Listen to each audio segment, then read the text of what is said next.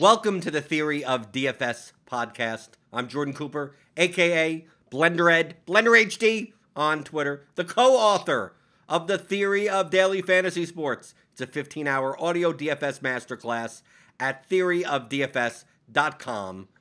Join with me as somewhat usual, maybe now more usual than not. What is this, 3 in a row? Three in a row you made. Wow. No. It's Erik Beimfohr. I don't know how you do it with the MLB stuff, the NBA playoffs. You're doing a Lineup HQ show thing now, and still talking about previous slates, like I do on the pregame show. Just want to touch on. I talked about it on the pregame show today about yesterday's slate. So because I think how is it different between me and you? Okay, because you're primarily in MLB. In most sports, you play like one lineup or three lineups. Yep. Like you're just you come up with your one thing. You play mid to high stakes contests, and for me, I'm everything, right? Yeah. Like in MLB especially, like in NBA, I'm more willing to play the 3 max single entry. I tried that for a while, and I was successful doing that. I made money doing that. In MLB, it almost like the variance in MLB makes it so that there's a 13-game slate, and it's like how do I just choose one team? Like how do I just choose one? Like there's like 8 teams that are under-owned. Like which one is it? Like I could then condense it down to one, but still I'm sitting there going, how much money am I losing by not taking shots at so many good spots? But I think I get more frustrated on smaller slates when you probably don't. Like, it's weird to say. Like, yesterday's slate, for the time period of this show, people listen to this months from now, who knows. Yesterday's slate was 6 games. Today's slate is 13 games. Obviously, there are nuances of every slate that are different with pitching and hitting and whatever. Yeah. But would you agree with me that, especially from your perspective of someone that's building 1 to 3 lineups, the smaller slates, and I'm not talking about the really small 2 or 3 games, I'm talking about 5 or 6 game slates. On those smaller slates, the 5 or 6 game slates, it's much easier to identify leverage points. Yet on the large slates, a lot of times, it's easy to identify 1 or 2 leverage points. It's just that the options to get that leverage, there's like 70 options. Right. Yet on a smaller slate, it's kind of like, if I don't play this guy or that guy, it like forces me into this combination that's going to be different anyway because there's only 12 teams on the slate. So how do you deal with both? I think your strengths maybe in single entry and 3 max play in the smaller field stuff maybe is more on the smaller slates than on the larger slates. Because on the larger slate, I could see you going, I know what not to do. Just I have to make a choice out of these 20 things of what to do. Yet on the smaller slates, like what not to do is like these 2 or 3 things, which means what to do is only 2 or 3 things. Exactly. So it's so much easier to pick between 1 of 3 than between 1 of 12. Yeah, I'm much prefer it. Sometimes I even write about it. So, if anybody's reading it and they're like 150 maxers, they're probably like, you're an idiot. What are you talking about? I love this 13 gamer where I can play all 8 of these stacks that are, 2%. But it's exactly what you outlined for me. And I actually think, and maybe you disagree, so maybe we'll debate that. I think it's a more of an acquired skill for a person to be able to appropriately play 100 lineups or 150 lineups, particularly on a big slate, because I think it's really, really easy to make, after, even if you're good at making like 20 plus EV lineups, to continue to make plus EV lineups on your 50th and 60th and 100th team is not something that is an easy skill for people to do. And I don't even think I have it. I think, I've proven that I'm bad, at least in a small sample at multi-entering. And I think it's easier to, it's simpler. I always try to make sure and correct myself. I don't say easy because this game is not easy at all, but it's simpler to identify those correct, paths. Like you said, I can so easily identify the 2 or 3 things that you have to make a decision on. It's not even just like, oh, people think about it the wrong way too. Like, oh, there's 3 chalky things, just X those guys out and now do this. It's not always that simple, right? Sometimes playing Jacob deGrom is still the right thing to do, but there's other leverage points. But it condenses down so much that not only does it make, there may still only be a couple of decisions that you have to make, key decisions on a slate like tonight, comparing again, like you said, yesterday was 6 games and today is 13 games. There still may only be a couple of decision points that are like really truly the crux of the slate. But then, as you outlined pretty perfectly, beyond those decisions, there's like, it's like literally a million different options. Whereas once I identified those 2 or 3 decision points last night, it's like, okay, there's like, I'm not playing a team against whatever, Woodruff, right? I'm just not, the probability of a stack against Brandon Woodruff hitting is just not happening. So I have like 3 things. Yeah, so like, I actually played a ton of Padres. You see, but yeah, right. And I'm not even saying that you're wrong. But that's my line. Right. Well, you took that. See, what to talk about yesterday's slate, why the slate size matters. That's the whole point that I'm bringing up. So, like on the pregame show, I highlighted that on a 6-game slate, we had basically 5 pitchers that were over 25% owned. Right. So we had Snell, we had Woodruff, we had Lynn, we had Montes, and we had Peterson at 26%. Okay. Then we had pitchers that were like 1% owned. Right. So Kim against the White Sox. We had Shoemaker against the Twins. We had Shoemaker against the Orioles. But those were the chalky stacks. The Tigers against Henkes.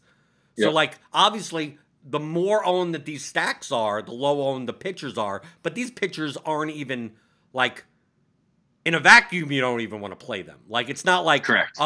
Typically, you'd be like, oh, I'm going to play any pitcher against the Tigers. Well, not Sam Henkes. You're still not doing that. So on that type of slate, I look at it to build plus EV lineups. To me, is looking at win conditions. Yep. Okay. So I'm in every slate that I'm going into. I'm looking for win conditions and relative value. That's really the crux of everything that I do in DFS. Is based on relative value. It's right. Leverage, but leverage isn't the right term. It's relative value. I want to get points that other people aren't getting, and I want to have lineups that are negatively correlated with other people's lineups. So, if I were to play, for instance, here's a way to get different. Some people will do this. I'm going to play the 2 chalk pitchers. I'm going to play the chalk stack. But instead of, the Tigers were chalk yesterday, but Willie Castro was 2% owned at second base and hit a home run. So you could now, in order for you to not be all chalk, you could say instead of playing Scope, I'm going to play Castro instead. Or instead of playing the second base one-off, you're moving stuff around inside of the chalk stack so you get that 9th hitter that's 2 or 3% owned, and he's the one that manages to make the stack, and many people don't have it. Now, in that win condition... I think it happened on both. The Orioles were super chalky. I don't remember what... DJ Stewart. Exactly. DJ Stewart at home run. And then we also had Larnach for the Twins. If you played the bottom... if you played the 1 to 5 of those chalk stacks, you failed. But if you played Andrew Vaughn, if you played one of those bottom guys, you could have gotten there. But that is one version of getting leverage. I'm still going to play the chalk pitchers. I'm still going to play the chalk stack, but I'm going to hope that 4%, 2% owned guy goes off and makes the stack. Now, to me, that win condition is tougher because because you want the team to do well, but you need a very specific way for that team to do well and your pitchers to do well. You're not getting the only place you're getting points that other people aren't are on that 9th hitter or on that 7th hitter down there. But the players that you need to perform poorly are positively correlated with the other players in your lineup. So even when your guy hits a home run that the other people don't have, they are still possibly scoring. They're scoring runs and RBIs and stuff like that. So when Willie Castro hits a 3-run home run, and you don't have Goodrum in your lineup, well, the Goodrum lineups are getting an extra 2 points also because Goodrum's scoring. So that home run is not worth 23 points to you. It's worth 21 points to the other versus the other Tigers stacks. Okay? Because they're positively correlated to one another. Now, with a negative correlation, for instance, so let's say I play a lineup that I play the Brewers against Snell. And I'm playing Kane and Avi Garcia and Manny Pena and Keston Hiura, and Yelich wasn't in the lineup. When Avi Garcia hits a home run, a solo shot for 14 points, against 33% of the field, it's worth 16 points because Snell is getting a -2 at the same exact time. When against the White Sox against 0.7% owned Kim, I don't get that benefit. Only 0.7% of the lineups are negatively correlated to the White Sox, right? Because it's the pitcher and the hitters. Like, that's the only negative correlation there will be. So I go into those smaller slates, especially because the ownership tends to be much more condensed. We had all those pitchers with 25+% owned. It's like, okay, because they were the best pitchers on the slate. It doesn't mean I'm going to go and I'm going to play Kim and Henkes or whatever and do the complete opposite, which that would be the ultimate negatively correlated lineups. Play the two pitchers against the 2 chalk stacks, and then play the 5-3 of the pitchers at the high, like that. But that's what I would consider to be nuts. Yes, so when I say that you don't have to get nuts, that would be nuts. But you could still get a little nuts and go, I'm going to build a lineup that stacks against Snell. And in this lineup, I'm playing Woodruff and Lynn. I'm still playing 2 of the chalk pitchers, but I know that if my Brewers stack hits, it ruins 33% of the lineups in the contest. Now, I'll also play a Cardinal stack against Lynn. I'll also play Padres stack against Woodruff. I'm going to definitely play Mariner stacks against Montes. That you had to know I was going to do that. I thought he was be a little bit more owned. Now, all of those are possible. I played a couple of Rocky stacks against Peterson, even though Peterson I played the most of. Like in my 100 lineups, I had him in half my lineups, but I still had 4 Rocky stacks because like they're going none owned and Peterson's 26% owned. So the win condition in that lineup is Peterson getting blown up by the Rockies. It happens less often, which is why I only have four lineups of it. Now, my Orioles stacks, on the other hand, well, the Orioles are a chalky stack. So now I'm trying to figure out, how do I get leverage in those lineups? Well, I'm going to play John Means over Woodruff or Snell, because it's obviously correlated with the Orioles, because Means is more likely to get a win in those scenarios. We also had a weird slate that you could have left 2,000 on the table and still be fine. So I had a ton of lineups that left 3,000 on the table. But in those lineups, I'm playing the chalk, and then I'm finding somewhere else different. But I think so many people start with the Orioles are chalk. How do I play something else?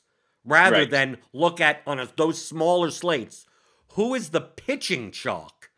And how do I take advantage of that? Not by playing other pitchers, but by playing bats against them, because there's only so few teams on the slate. Now, on a 13-game slate, people extend that concept out. They hear me say this. They look at my lineups. They go, oh, you stack against this guy and that guy. Now, if I'm playing only one lineup, I will only have to make one. I'll have to choose one of them. Probably would have chosen the Mariners against Montes. But since I have 100 lineups, I don't have to condense it. I'll just do all 5. I'll just have a bit of all 5. But on larger slates, people get to a 13-game slate, and they'll see a 26% owned pitcher who's maybe the highest owned pitcher, and go, well, why don't I'll stack against that guy. And it's like, well, the win condition. Remember the win condition of a 6-game slate. We see this in Slate IQ, right? You do the analysis, and it's the same all the time. The slate size, it's real.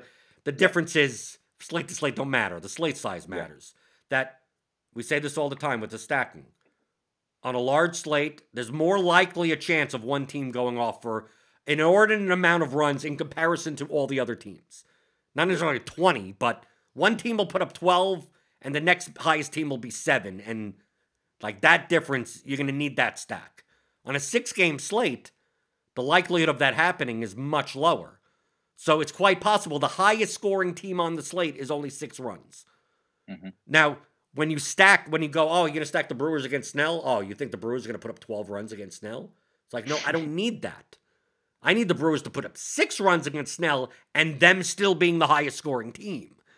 And since there's only 11 other teams versus 23 other teams, that's more likely to happen. It's still low probability, but it's still more likely than doing that on a 13-game slate. If Blake Snell was 33% owned on a 13-game slate, I wouldn't have played any Brewers stacks because the negative correlation isn't worth it enough. The projection on the Brewers would be low enough that the likelihood of them being the highest scoring team on a low scoring slate is still way lower with twice the amount of teams that are on the slate. And there's still, if the Brewers are 3% owned in that scenario, I got 10 other teams that are 3% owned. Like I can still get, I don't have to be negatively correlated with 33% of the field anymore with the Snell. I could get all the leverage I want by just playing other teams.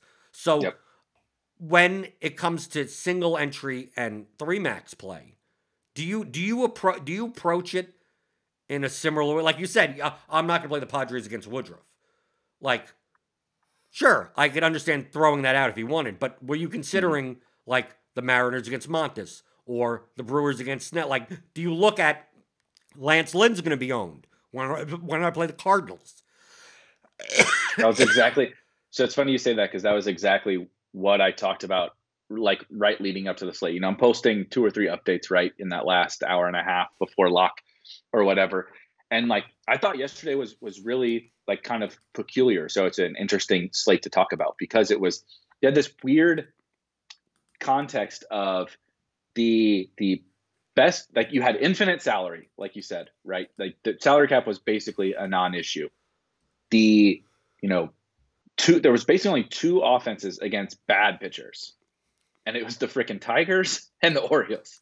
The 2 worst offenses in the league that no one ever wants to stack. And then you had, it's these elite, the Twins lineup that they ran out there ended up not being anywhere. It was god awful actually. But you had like the Twins and the White Sox. Even the White Sox kind of have weird lineups. La Russa's a sicko playing some of these guys.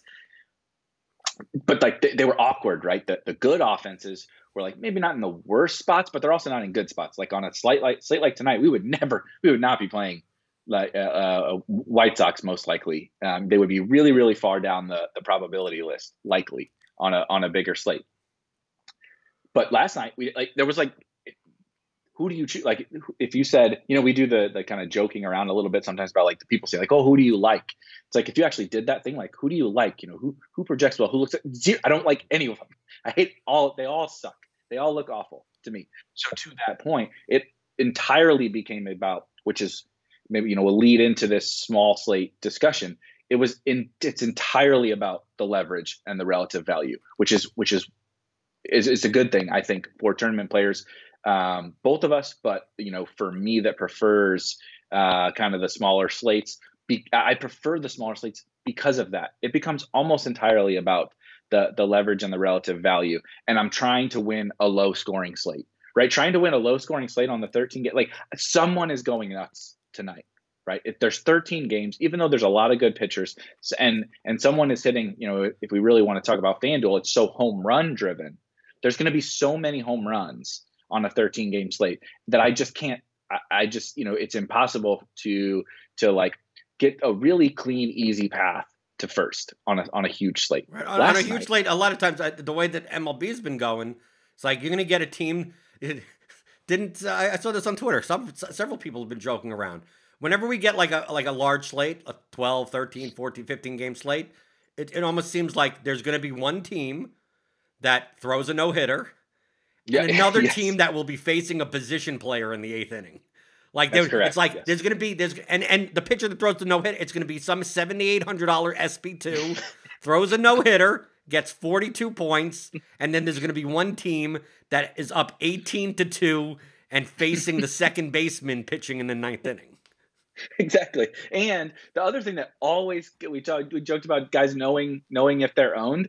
The first at bat of the chalkiest cheap hitter, he's scoring points. I will guarantee he scores points. He's most likely hitting a home run. Like Anthony I have a right buddy Santander yesterday. I'm like, I'm waiting for the home run. I'm just waiting for it. I know it's like happening. 60%. He's like Anthony, it's fine. He's a good play, right? He protected well, whatever. 60% on Anthony Santander comes up, guy on base, gap shot, right? Double, lead off, starts the game with an RBI double. You're just like, but at least but to be fair, Eric, 28% owned on a 6-game slate. Compared to we had Austin Meadows at like 36% owned on a 12-game slate, hitting 2 home runs. And so that's another bullet point on the smaller slates in the contests that I play. In the I forget whichever one of the higher stakes contests it was, the Meadows slate, because it sticks out to me. He was 63% and a hitter, and there on a 10+ game slate. Like this wasn't a small slate. Correct. So one hitter, like, yes, he was the best. He was the best play. But to the point about this smaller slate, small field, single entry, 3 entry max, especially when you get, the nosebleeds, right? 1K, 2K, those kind of contests. I mean, Austin Meadows is almost 3/4 of the field has Austin Meadows. And then you trickle that down. The Rays were extremely popular. Now 40% of the field has the Rays. It's like, that type of leverage point being available to me on a slate is like, that's the dream. Obviously that slate, it did not go well because Austin Meadows scored like 1 million points and the Rays hit like 10 home runs. But that's the perfect example. It's like, I love that because I'm willing to lose, but it makes it so simple. And it makes it like, I don't have to be, we talked about a long time ago, I think during basketball season, like, I'm not trying to like even really bet on my team. I'm just betting against these guys losing. And I have as few of the people, in my contest as possible, generally speaking, anywhere from sometimes like the high stakes stuff is like 25 people, but anyway, 25 to 500 people. I want to be as small of a contest as I can get into, and then also have them on, all of them on the same thing as much as possible. Because when that thing fails, it's like, it doesn't even, I don't really need to score that many points to win. I don't have to be perfect. My offense, like you said, my offense could score 6 runs and I could win a tournament, right? As this probably needs some home runs. My pitchers could be okay because so many of my opponents are on that exact same thing that it just makes that path so clean to the, to give me at least a shot at winning tournaments. So that's why I prefer those kind of slates, because we get 60% Austin Meadows. We get 40% of the field on the same stack. We get Santander I was just trying to pull it up, like in some of the smaller field stuff, 50%. I'm looking at one, he's 51.3%. And like the whole field has like Orioles or Tigers. It's like, okay, well, if I don't play Orioles or Tigers, and then, I play Mariners. It's like you said, I have this win condition set up for me, but then I have just like the simplest of possible things that need to swing my way. Like, it's not high probability that those things swing my way, but it's such a clean path that that's why I prefer it. Versus tonight, I know I'll be able to make a plus EV lineup. Like, that is not an issue. And I'm sure I'll have my preference and you'll have your preference, and we'll be able to. I'm playing 150 on FanDuel. I'm going to have them all. So don't worry about that. But the thing is that like by playing my portfolio strategy when playing MLB is more about who I try to build what I call a barbell approach to my portfolio.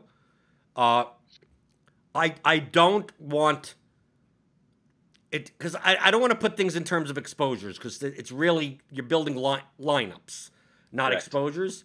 But the exposures are a result. A result of the lineups that I'm building more lineups like this than that. I'm much more likely to choose 3 or 4 of the highest probability leverage lineup, like the most leverage lineups, and go high on them, and then low on the chalk, but not zero. So for instance, I like I mean, I can't really use yesterday because I played. Well, I guess you could use yesterday. Like, once I see the Orioles and Tigers are the highest owned, it's like, well, they're gonna be my lowest exposed. Doesn't mean zero. Yeah. But I'm playing 100 line. I played 120 lineups yesterday. So I'm gonna still build some, but obviously in those lineups, they're gonna have some weird stuff in them, right? Mm-hmm. I'm pairing the Orioles with the Rockies. Right, I'm pairing the Tigers with the Cardinals. Right, they're going to be paired up with they're going to be paired up against a stack against one of the chalkier pitchers. Yep. Right, but I'm not going to have many, if any, Baltimore Tigers lineups with Snell in it. Like I'm not going to build those. Like those are just out the window. But I could still build some Orioles lineups, and then I don't mind using the Orioles and the Tigers as one-offs. As 3-mans, as 2. Mm-hmm. I don't mind that. The stuff on the bottom of the probability list. So like stuff like yesterday was the Mets, the Mariners, and the Rockies, right? Yep. So I look at that and I go, okay, they're the lowest projected teams. I don't want to have a ton of the lowest projected teams, right? I don't have a ton, but between those 3 teams, who would I have the least of? Mets. Right, because Austin Gomber is the lowest owned pitcher out of the 3. So you know what? Who my highest owned pitcher was? Austin Gomber. See, it works out that way. So now it forces me. I had plenty of Peterson also. Basically, all my lineups had either one of the 2 in them. Mm-hmm. I played up and down type lineups. So it forces me into Rockies. Like, Peterson's going to be owned enough that I should have some Rockies. Montes is going to be mega owned, so I want a ton of Mariners. Even though they project low, I'm going to put them on the other side of the barbell. I'm getting enough relative value. The Mets, I'm not getting enough. So the Mets, I have very few Mets lineups. I've a bunch of Rockies lineups, but not that much because I'm still playing tons of Peterson. So how many Rockies lineups could I possibly make when half my lineups are David Peterson lineups? So I'm not going to have many Rockies lineups. But Montes, I was so low on. I still had Montes in lineup. He projected well. Why wouldn't I? But he's going to be on the other side of the barbell, right? I had Montes and Woodruff and Snell kind of like 10%. Like, if they fit into lineups, they fit into lineups, right? And then the stacks against them on the other side of the barbell. So now I get this like asymmetric where I'm not in the middle. I'm not in the middle. Like I want, because if the events on the low side of the barbell happen, that's a minus 80% night, right? Because the chalk wins. I mean, Snell, if it's Snell, Woodruff, and the Tigers, but the whole point is I'm going against those. I want as many lineups against that win condition as possible. And there's 12 other different types of win conditions, and I want all of them. I want everything other than these win conditions. So I'm putting them on the other. So once I have only 10% Snell, 10% Montes, 10% Woodruff, that obviously the combinations, I'm not going to get many of those types together. Yeah. Right? Snell is going to be paired with Means, right? Montes is going to be paired with Gomber, and then it's going to be some other type of lineup. And because I separate that into the barbell, I don't get those chalk lineups. I don't get the Indians, the Snell Indians Tigers lineups, because I'm putting the Indians on this side of the barbell. Like, I'm not building, I don't set my exposure. So in my stacks, it's either I'm playing, I look through, they have to add up to 100, for instance. I'm more likely to take half the teams and play 15% of them, and then half the teams and play 3% of them. And not 8. I'm not like I'm gonna play everyone in every combination. It's no, Orioles, Tigers, 4%. Brewers, Mariners, 14%. That type of thing. And then the pitching, I'm Gomber, Peterson, 50%, Means, 50%, Woodruff, Snell, and on the, so now it could start now. I mean, this is more of a, like you said, I'm better with the optimizer. Yep. Like this is a way of like, how do I make the optimizer build the lineups that I want to make? And this is a way that, especially on smaller slates, that it's easier to do. You just start capping these high-owned guys, and then you could go through, and what I'll do is I'll go through once I build, and obviously because it's building based on median projections, it's giving me 33% Anthony Santander one-offs, right? It's giving me Andrew Vaughn So you know what I do? I go, okay, cap them at 10% also. I mean, like, I don't want them as, but they could still appear in one-offs in other lineups. It's just that the less that I use them, the more likely that they end up only in the contrarian lineups. And I'll go through and check that, right? I'll go, if one gets out there, one gets out there. I'm not going to be perfect. That's the beauty of building 100 plus lineups, is that I know that I could spend 2 hours making sure every single of my 100 lineups is plus EV, or I could spend 5 minutes knowing that maybe 10 of them, once I look at afterwards, going, yeah, that was kind of throwing money in the toilet, right? But I have 90 other. They could still win. It's just that it's like negative. It's like, oh yeah, I guess I let an Orioles Tigers Snell lineup out of the wilderness. I guess one got in there, right? And if I win with that building, oh, I can't believe you played all the chalk. And it's just like I would admit that it's a bad lineup, but yeah. I'm doing the same exact thing as you are, just that I'm doing things at scale. And do you believe that people listen to this, that the impression they get is I think many people would look at you and go, well, what Erik's doing is skillful, right? Right? Erik is going through. He's like, I'm gonna make the best choice on my one lineup. With all the information that I have, and then people look at me and you go, it doesn't look like Jordan makes any choices. It looks like you have no conviction, and just like, well, is it going to be the Mariners or is it going to be the Brewers? And I'm like, I think they could be. If I could build a plus EV lineup, the whole point that I'm making is that if I could build a lineup, 2 lineups with the same EV about. And one's a Brewers stack and one's a Mariners stack, and I have the ability to do that because I have a contest that I could play more than one lineup, why wouldn't I do that? Like that, I approach it from the perspective of, why wouldn't I? You can't. You're constrained by the actual contest by not being able to. But if you had the ability, let's say, Erik, instead of single entry, you're playing 3 max. Like, more likely than not, you're not playing the same 3 stacks in all 3 lines. You're not doing a 2v2 of 3, you're probably stacking 3 different teams. Because right, like in NFL, I will play, not always, but I will play, three teams and play 3 max. And you may have the same running backs in all 3 lineups, but you're not just doing a 1v1 on. You're not in NFL. You're not doing. I'm playing 3 lineups and just changing the defense.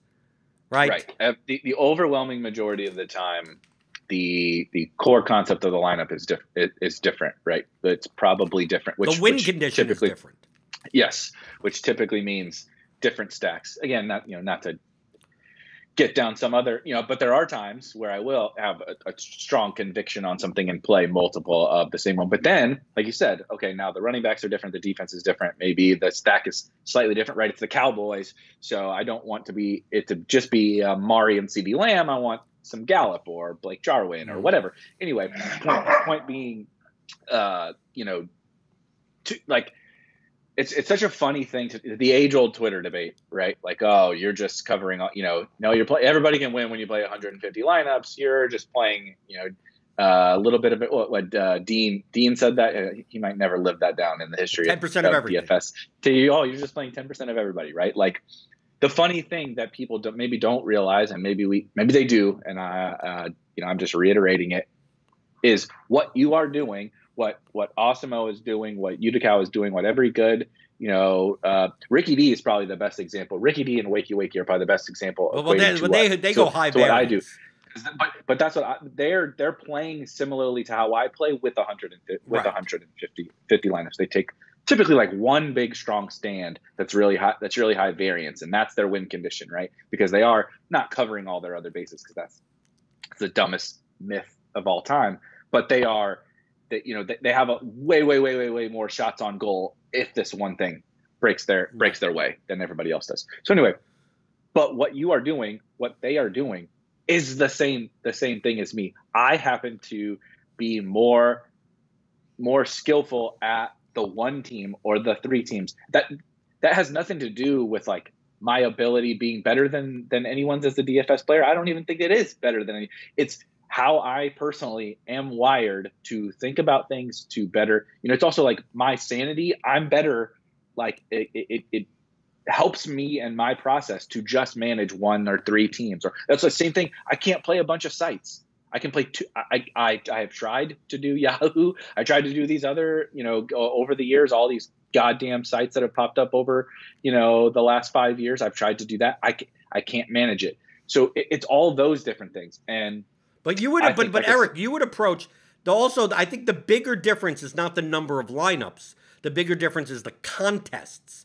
Correct. Like if you were to play one lineup for the 150 max, you could still do that, but your approach would be some more likely than not. If you were just playing one lineup for the 150, all those leverage positions that are in the smaller field are much less. Like we've discussed when we first in NFL in October when we were going over it. It's like you said Anthony Santander's like 60% owned, but he's 28 in the like you don't get as much leverage. He's still the highest owned batter, but you don't get as much of it. So for you to build one lineup in the large field versus one lineup in the small field, like it's so much easier or simpler. That's the difference between easier and simpler. Your approach is it's two different. Pretty much it's two different skills. To me, I view in the large field. In the small field, truthfully, in the small field, there are less plus EV lineups.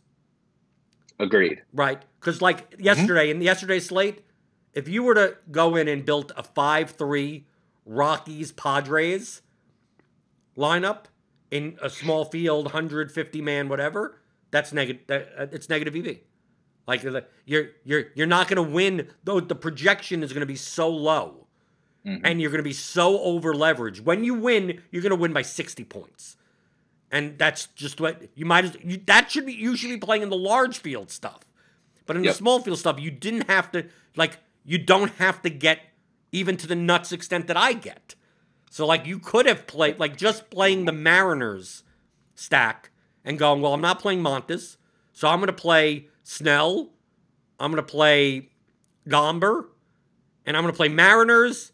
And because I'm playing Mariners, I play Santana. I play the Oriole. I play the chalk Oriole guy in that line. And that has a higher expected value than your off-the-wall fucking Rocky shit. Because the high score in those contests doesn't have to be the nuts. When Elias Diaz hits a home run in your contest, he may legitimately be 0% owned. Yep. Right? He's like, you don't even have to worry about it. Exactly. He was 1.47% owned in the large field. So when I have two lineups with him in it, like whoever had the catcher that hits a home run is more likely to be in the winning GPP lineup in large field than it is in small field. Eric Haas with 0 points could have been in the winning lineup in the small field high stakes contest. So because of that, see, this is what I'm highlighting between me and you. It naturally, because of that, limits the amount of decisions you need to make. Right? Because you could just throw out the Rockies. You could throw out the Mets. You could throw out the Padres. You could, it's just unnecessary. Like, the projection is low enough that it's just, you'll be the only one with the Padres stack, and if it hits, you still may lose, but it doesn't hit as often, and Woodruff isn't as high owned in those contests as he was in the large field contests. But when I'm I'm playing to virtually hit the nuts, right? Mm-hmm. I need the highest scoring team. I need the guy that hits 3 home runs. I need in my lineup. Yeah, then I'm going to need it. I'm going to need 45 plus points at pitcher. I'm going to need, like, on a 13 game slate. I'm going to need that. So the amount of win conditions there are a lot more. It's a 35,000 person entry contest. Someone has a Pirates stack. Pirates are gonna be 1% owned. Someone's gonna have, if they go off of 14 runs, I lose if I don't have a Pirate stack. Pirates go off of 14 runs in your contests. Well, who's the second highest scoring team? Because who the hell has that in the 150-man contest? No one. And if someone does, and sometimes you do see someone played a Pirate stack and they have a pitcher with -12, right? Yep. Like they get screwed in some other way. It's like they got that 1% owned stack, but they have a 0-1 off. They don't have the Chalk Acuna at 68% owned in the large field, goes for 24 points, and they don't even have that guy in the line. And then now they're dead also. But those considerations that I need to make, you don't. So that's why when I view a slate that's 13 games, I go, my mind just exists to, there's thousands upon thousands of plus EV lineups, and many of them are virtually equal to one another. So what am I supposed to, I might as well just close my eyes. And like, if I had to pick one, like, I guess you could force me to, there's going to be marginal differences. But at the end of the day, if the contest allows me to put in as many as I can, and they're all, to me, equal EV, then why shouldn't I? And they're negatively correlated with one another. Like the difference between Ricky D and Wakey Wakey is that they play their 150 as if it's one lineup. They go, I think it's good. They're going to go, I think the best spots are, compared to ownership, are the Blue Jays and the Angels, and these two pitchers, and they have like 90% of this pitcher, 82% of that pitcher, and then they have like 50% of those teams out of all the lineup spots. So like even the ninth hitter, they have like 18% of Brett Phillips on the Rays, or whoever, Jose Iglesias. They have in the shortstop spot, they have 36% of him, even though he's only 2% owned. And it's like, well, they pick those teams. If those two teams do well, they have tons of shots. Many times they'll be in first, fourth, seventh, eighth, because they've just given themselves as many outs as possible by one strategic decision with 150 lineups. Most 150 maxers are more of the diversified portfolio, similar to what I do, where they may have more or less, that barbell approach, more or less of certain teams, but nothing where it's quite possible on a slate of 13 games, I don't have a single hitter over 20% of my lineups. I don't have a single pitcher over in 35% of my lineups, depending on how it works out.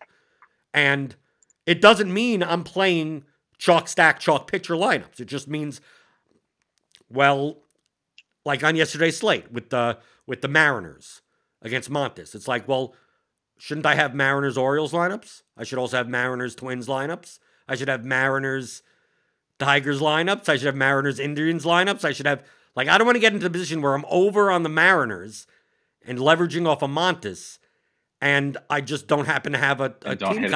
Right. I don't have the. Right. I have less, but I would have less Mariners Brewers combinations. Why? Because that would be almost too much. Like now I'm stacking against both of the chalk. Like I may have one or two of those lineups. But I have because, so when you look at my exposures, you see you had 15% Anthony Santander, even though he was like chalk. It's like, but look at the lineups he was in.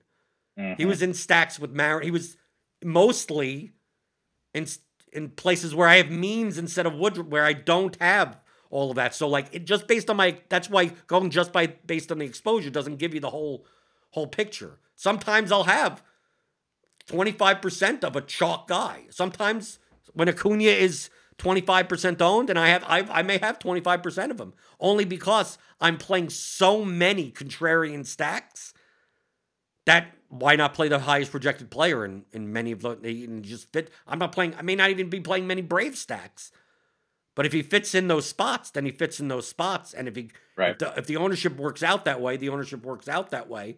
But people would look at that and go, you didn't even fade the highest owned hitter. It's like, well, if the highest owned hitter goes off, I still win. In your lineups with your Brave stacks and your chalk pitchers, if Acuna goes off, Your lineup is now correlated with so many other lineups in the contest. You're going to need 250 points to win. Me, I just need the Brave stack to fail, Acuna to do well, and my stack to score 10 runs, and that's my win condition. But there's so many. See, Eric, there's just, when you do the analysis, if you simulate this out, you'll find that there's most likely an plus EV if you stacks that are equal to each other of every team on the slate. Right. There may not be many of them. Like the Pirates stack, there may only be 5 total lineups that are positive expected value. And the chalk team, there may be 780 lineups that are plus EV. But the 600th lineup of that team and the first lineup of the Pirates have the same EV. So if you're going to end up playing this lineup here, you might as well just play to diversify, you might as well just play the other team also. So these are the considerations. Like, to me, it's not a matter of how many lineups. It's a matter of playing plus EV lineups. And if you can make more, why wouldn't you? And if you can't make more, then fucking stop.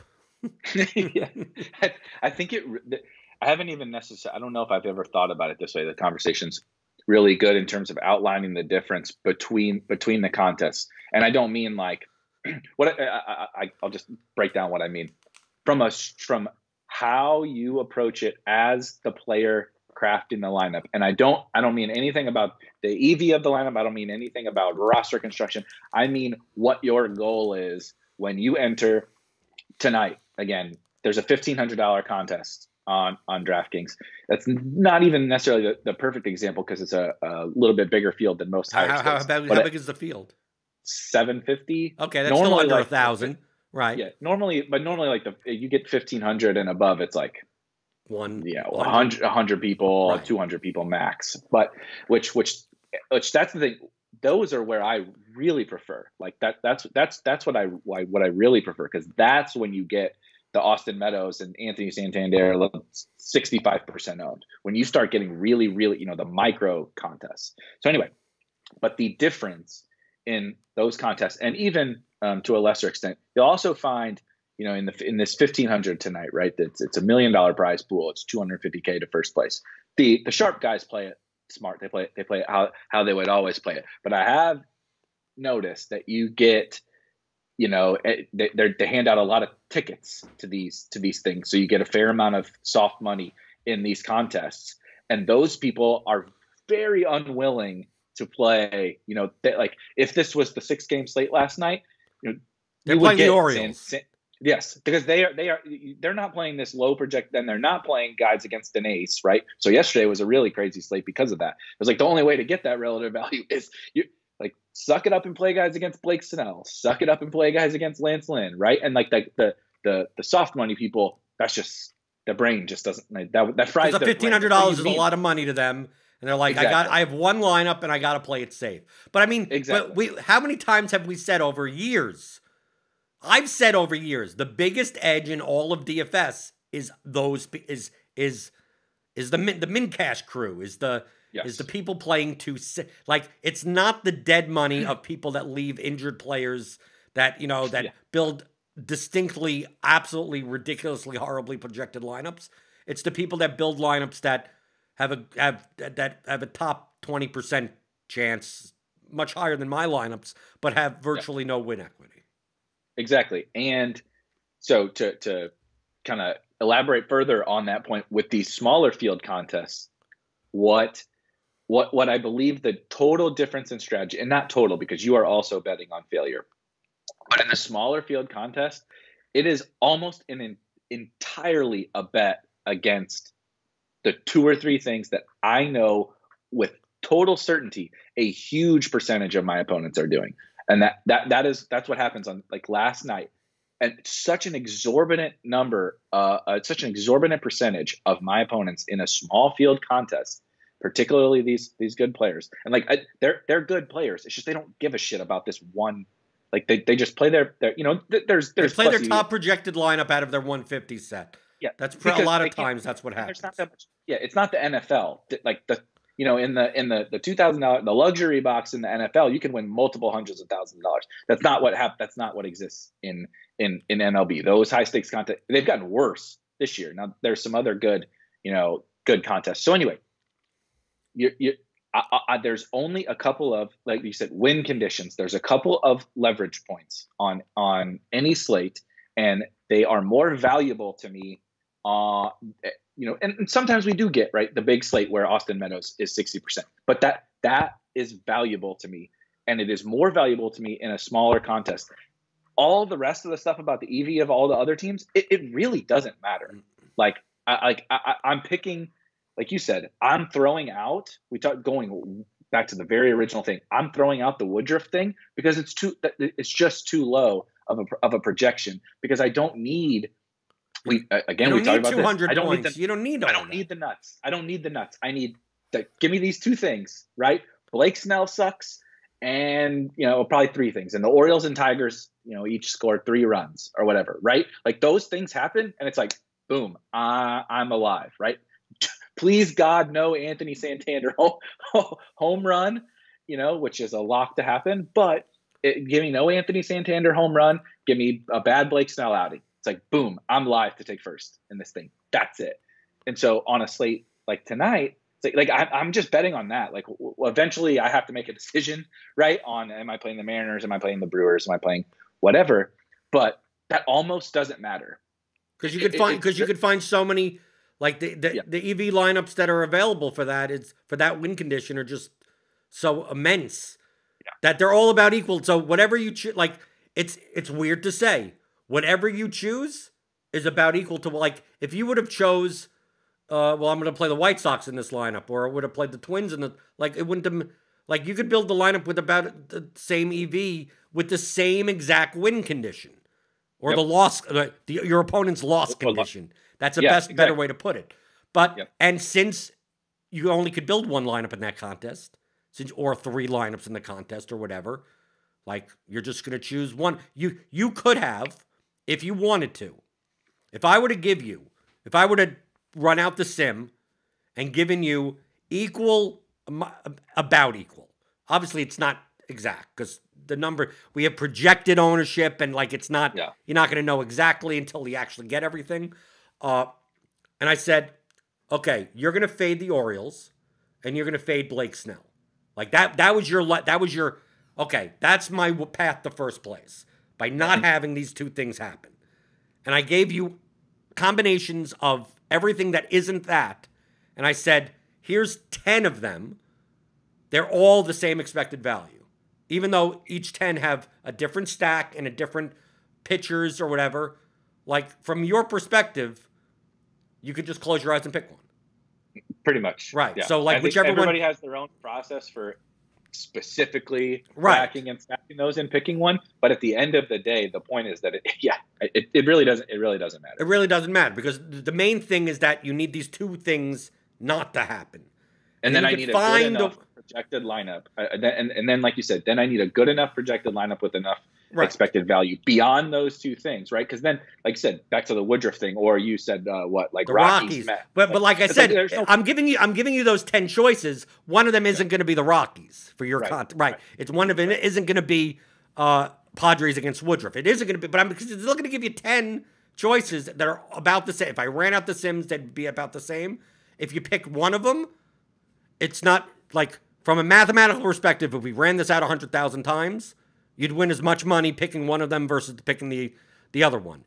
The difference now is that you're playing a contest with 1 to 3 entries, with 1 entry or whatever. I'm playing a contest where I can play all 10 of them if I fucking want, right? So why not play all 10? Once I figure that these are all plus EV and all equal to each other, or marginally equal or whatever, close, I have the ability to put these in, then I get 10 different win conditions. Okay. But the difference is that I know that I'm burning money doing that. You have to have, it's impossible not to. Because remember, outside of someone like Wakey Wakey and Ricky D, the diversified strategy means you're hedging against one another. I mean, it's a hedge fund type of portfolio where I have a win condition here where the Mariners go off on Montes, but I also have a win condition here where the Twins go off on Means, right? I have a Means Mariners lineup, and then I have a Montes Twins lineup. And it's like they are negatively correlated to one another. It's nearly impossible for both these lineups to win at the same time. If one lineup, the further... Almost impossible. It's almost impossible, right? Because we could have a middling... Every team could score 3 runs, and all the pitchers could have 10 points. It could be really weird. It could, where everyone has about the same amount of points, but... I could go for a weird slate that isn't goddamn 60% hitters scoring 30 points every night. I could go for one of those slates. But the point that I'm making is that if I spend $10 on a lineup, on the Means... The Means Mariners lineup, and I spent $10 on the Montes Twins lineup, I'm guaranteed to have burned $10. Correct. Yeah. Right. I've nearly guaranteed to reduce like the potential. Like, yes, if I'm playing 150 lineups at $10 a piece at $1,500, like 700, like a good $500 of the entries are going against the another $500 worth of the, like, it's impossible for them to both win at the same, like, it's impossible for it to happen. Because I'm playing lineups that have a win condition that are directly opposite of other lineups. So my average cost, my cost basis in stock market terms of my lineups is actually higher than $10. Yeah. Right? Correct. Because really, I'm playing a $10 lineup and I'm hedging with another $10 lineup, and it's quite possible that the outcomes could be that obviously neither team does well enough, and neither pitcher does well enough, and neither of them cash. That one does slightly better than the other. One min cashes for 1.5x, and one doesn't. So now I lose money. As it gets further away, this could be 2x, and this could go down further. Now I'm breaking even. So, like, the more that I play lineups that are negatively correlated to each other, the higher I need those ceilings of those lineups to go to make up for the fact that I have a lineup that is completely opposite. Because once you get below the cash line, there isn't like anything like there's no lower, right? There's no negatively lower than that. Bucks. It's only Sklansky bucks down there. Right. It's all Sklansky bucks down there. So this is what I mean by building lineups that you need first place win equity. Because if I'm going to play, this all comes into this 150 myth and playing so many lineups, is that the more lineups that you're playing that are negatively correlated to one another, the more expensive the contest becomes for you, and the more important that your lineups have higher win equity. Because when you're playing one lineup, like if it min cashes, great. If it 2x's, 3x's, great. You don't have to make up for any other entries in your contest, right? If you're playing 5 entries, let's say you're playing 5 entries, and none of them are negatively correlated to each other. So you're not stacking against one of the other teams. You're not doing anything like that. What you're doing now is giving yourself 5 different win conditions, and they could all come in different spots. Now, once you start adding more lineups, these lineups have to be more negatively correlated with the lineups that you originally built. Because one can't win and the other can't. Like, you're not going to have a slate where 14 teams put up 15 runs. And it's like, as long as you had one of these 15 teams, right, you're fine. Like, no, you're eventually going to get to the point where you're playing a lineup where, well, if the Tigers put up a lot of runs, then this lineup loses. And so once you build more lineups, you start getting more and more negatively correlated with each other. And therefore, the lineups that do win have to win more to make up for the lineups that lose. So when people say, like, oh, you put in 150 lineups, and it's like, well, most days, I'm losing 30%. Most days, average about 30%. There are some days, like I've had in the past, like I even wrote it down because I went through it. In the past, it's been almost 2 months. And in large field GPPs, I've come in 3rd, 5th, 3rd, 7th, 4th, and 10th. Okay? I'm still losing money. Yeah, right? exactly. I'm still like coming in. I have 1, 2, 3. I have 6 top 10 finishes. But even on a day where I come in 10th.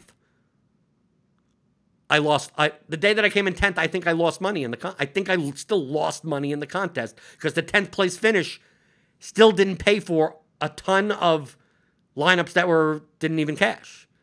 Right? And that's how I think I've been kind of thinking about it, pondering it while you were talking about it, and how I would equate the small field one lineup, single entry people, is that a slate for me is like one lineup, or maybe one, maybe there's a subset of your lineups that's the one slate for me, right? You have a win condition, and you need the 150 for that contest.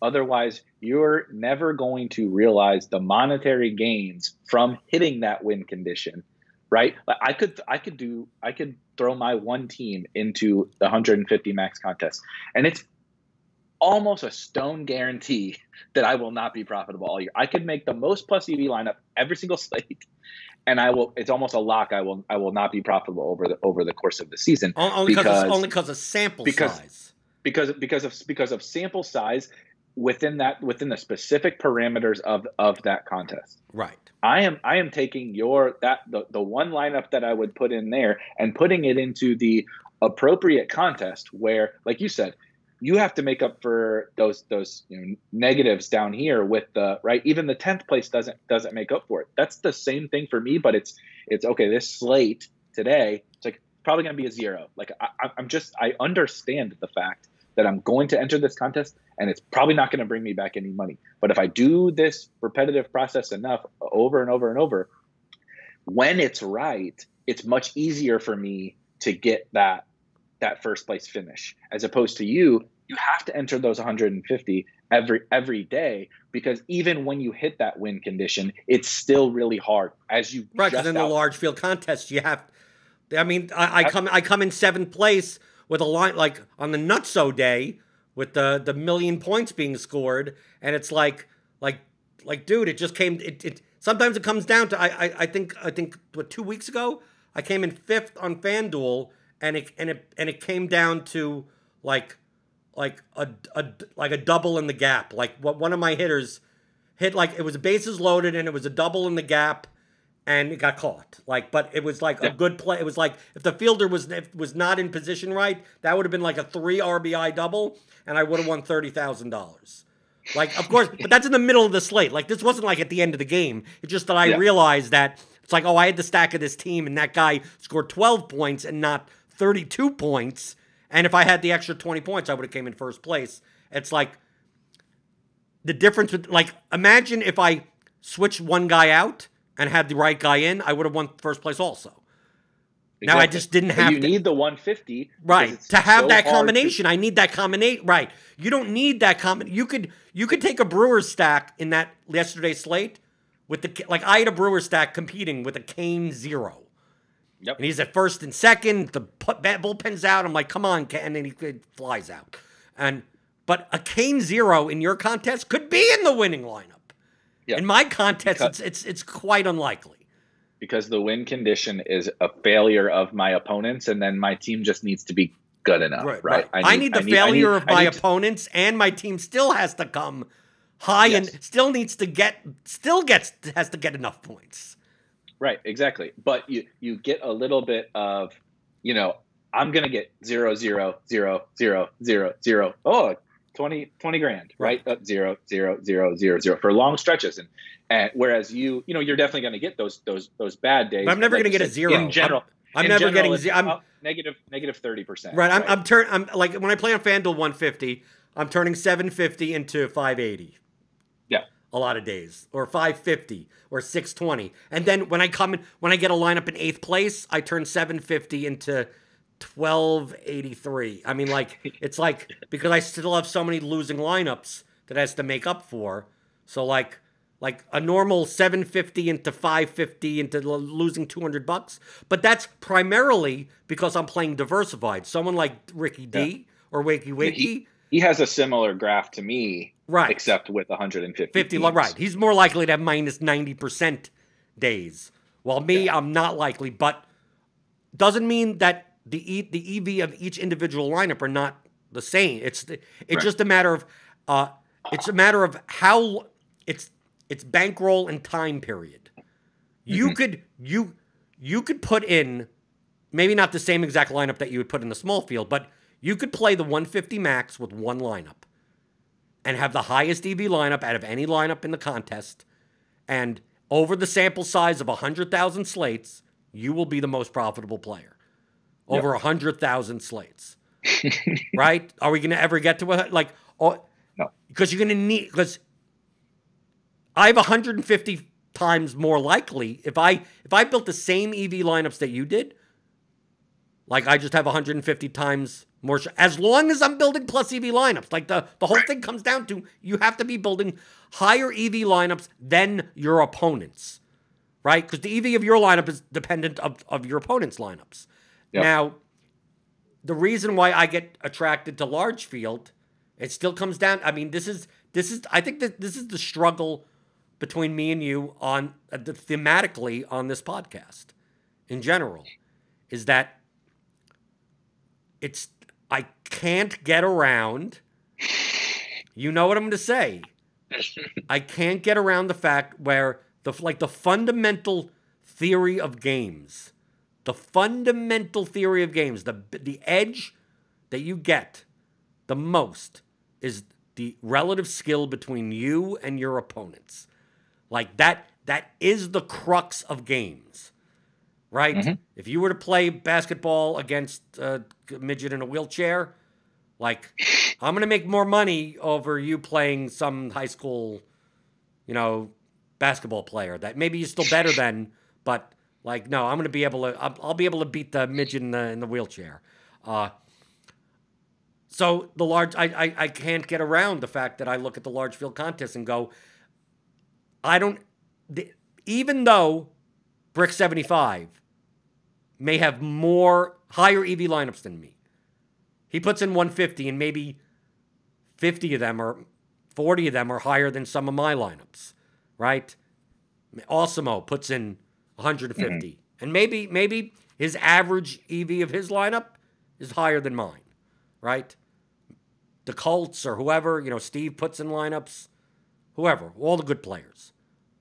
There's still 50% plus of the field that I look at and go, what the fuck are you doing? Right? I mean, like, I just look at that and go, the average of the like, my lineups are above average to the whole field. But then you go into the mid stakes, like the $66 or $88, which is like maybe like a 40 max or whatever the hell it is. Mm-hmm. And I look at those CSVs, and sometimes I'll build 5 lineups for that. I'll dabble in those.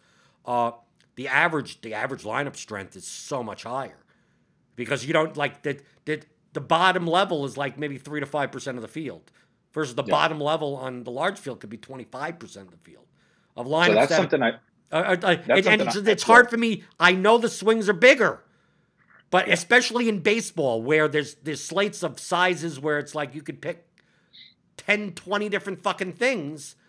Like, why don't I just get the best of both worlds? I don't have to worry about picking one thing, and I'm playing against weaker players. The downside is that the variance is going to be high and my swings are going to be big. But in MLB, I don't mind it as much, because I just think that the linear way that basketball projections are, and even NFL, like I don't have that much. I don't have that much problem. If you told me it's like, I'll play the 3 max, play the spy in NFL, I have no problem doing that. I'll pick the best lineup I think it is. I'll get leverage and whatever. I'm fine with that. But it just, in baseball, it's like the same dynamics in play, and there's still tons of dead or min cash money, as I call it, in the large field contests. Like, I how do I just sit there and do what you do and just like, I'm gonna play $777 or whatever the hell it is, or $1,500, and go, I'm taking the Mariners, oof, or like, dude, I could build so many more lineups than, like, my mind works like How do I pick more? I would legitimately just close my eyes and just go, just what? But it feels like I have so much more of an advantage than try to play one good lineup against a field that has a much higher average lineup than play 100 lineups or whatever. It's not always 150. I play 80, 100, depends. Against a field where I know that a quarter of the field has almost no shot at first place. So the one thing I did just want to double back on is the mid stakes thing. And so it just reminds me of, kind of your analogy to barbell. But I think the barbell concept applies like across a lot of different things, specifically like in our gambling space. And I think one of the worst things you can do is middle just about anything. And that also somewhat relates to what I'll talk about with the smaller field stuff. But if I were telling somebody to start playing DFS, those mid stakes is precisely what I would avoid. Not necessarily like the single entry and 3 max stuff, just because those are the best contests in terms of payout structure and that kind of thing. You know, they have like the $121 single entry. Like some of those are good contests. So I don't necessarily say I would tell you to avoid those, but like the mid stakes multi-entry are like that's just the worst. Like you're basically competing against the exact same lineups that I'm competing against in terms of the skillfulness and the EV of those lineups. And you're just competing against more, and you're not getting any advantage in terms of field size and competition level, anything. There's no advantage in those contests. So I would be telling people to play the contest that you're playing, right? Like you said, 150 on especially FanDuel, which is maybe something we can talk about a different time. Maybe touch on this a little. Is it just me? Because remember, I played primarily on DraftKings for the longest time. I don't necessarily love FanDuel's product. I think their payout structures are even worse than DK's. They're bad, yeah. But it's been a year. I've been playing NBA cash games on FanDuel. Now I've been playing MLB cash. Now I play MLB GPPs on FanDuel. I can't get past it any further with maybe it's not mathematical, like scientific evidence, but just a preponderance of anecdotal evidence that the user base on FanDuel is much softer than DraftKings. I couldn't agree more. I was talking just recently about that to somebody. Like I have played almost entirely on DraftKings I started out on FanDuel, and then I realized how much worse of a product it was than DraftKings a long time ago. And I had some success on DraftKings. I think the product is like infinitely better. This season specifically, for what, like you said, it could be, I'm just convincing myself of this thing. I've had more success, generally speaking, on FanDuel across all sports. And I think I'm also noticing a little bit of like the super sharp players. Like if I go into a higher stakes contest on FanDuel, it is not just all of the best players on the planet. Right, you get some randos in there. You get there's randos in there. I think there are some of these really sharp players that are also kind of fed up with the FanDuel product. The last year's been crazy. Some people have left playing and all that. There's a lot of other factors. But when I go into I played one of the higher stakes contests in NBA on Saturday. My lineup was shit. And I almost cashed, and I just remember it because I'm looking through the leaderboard and I'm like, who the fuck are all like? I don't even know half the field. And you're playing this is the monster, right? This one was the whatever it was, like the 1500. So it's like 30 people. It was like because I played it because it was overlaying, which is another thing that we maybe can get into. There's much more overlay on FanDuel than there is. Not in like the anyway. There's much more overlay opportunities in general on FanDuel. All the DK stuff fills like every day pretty much. So I'm finding some competition edges on FanDuel, I think. I'm still playing DraftKings because they have some of these contests. Like we'll see more of these, like this 1500 tonight, or more random one-off contests that, you can easily make multiple years worth of winnings on there. And that doesn't exist quite as much on FanDuel, but I think yeah, the field is softer. I haven't figured out exactly what it is, but I think some of it is people, some of the best players might be leaving FanDuel a little bit, and then there's just more. I don't know what it is about FanDuel that attracts the casual player to play there, but that seems to be the case for me. So that's a partial answer, I think, to what you're kind of saying is like, why don't you play 150? It's a lot of different things. I'm not good at it. I don't enjoy it, and part of this is a hobby for me. It's a money making hobby, but it is a hobby, so I want to enjoy it, and I enjoy just kind of the one to 3 lineup. This wasn't supposed to be an intervention, or I didn't say that as why aren't you? It's just I'm trying to justify why I do instead of doing your like I see people posting these I won $100,000 in the $2,500 contest, and I'm like I just don't play, and to me it's not a matter. Just same thing with the qualifiers, right? I don't play qualifiers, so you're not going to see me posting from live finals or anything. But just because it's a higher entry fee doesn't make it a more skillful contest, right? When you play against 100 people in a $1,500 contest, right? Single entry, whatever. You play the monster on FanDuel or whatever the hell it's called on DraftKings. The average skill level is much higher, but the raw skill level is not anything higher than anyone that's playing 150 max I mean, it's a different. They're different skills. They're different games. They're different games.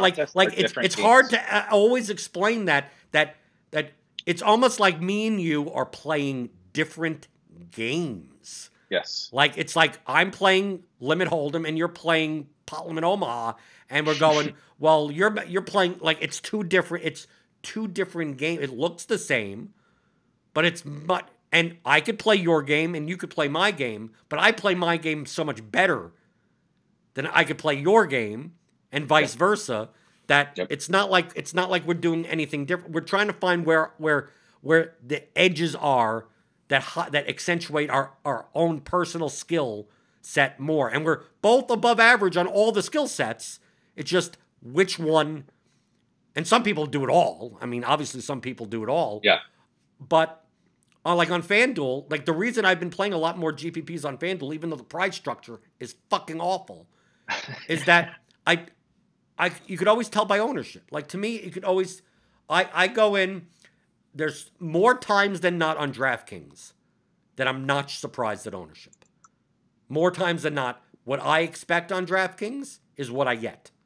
The DraftKings, I go, this pitcher's going to be about this zone, more people are going to play this, and it's it almost always I may be off a little, but for the most part, I know what the 3 chalk stacks are. I know what the 3 chalk pitchers are. I know about how much they're going to be owned. This guy's going to be about 40-ish. This guy's going to be about 20-ish. This stack's going to be about 18%. Acuna's going to be 25%. Someone, Trout, whoever, the high price guy, you're going to be able to fit that guy in. So everyone's going to go up at shortstop. Turner's going to be and then it ends up coming out about that way. FanDuel sometimes, it may be bad from my own personal calculations, because now it's like, okay, I guess I didn't need that much leverage, because why is Garrett Cole only 36% owned on this? It's a one pitcher site, and I'm like, dude, I thought Cole would be 60% owned.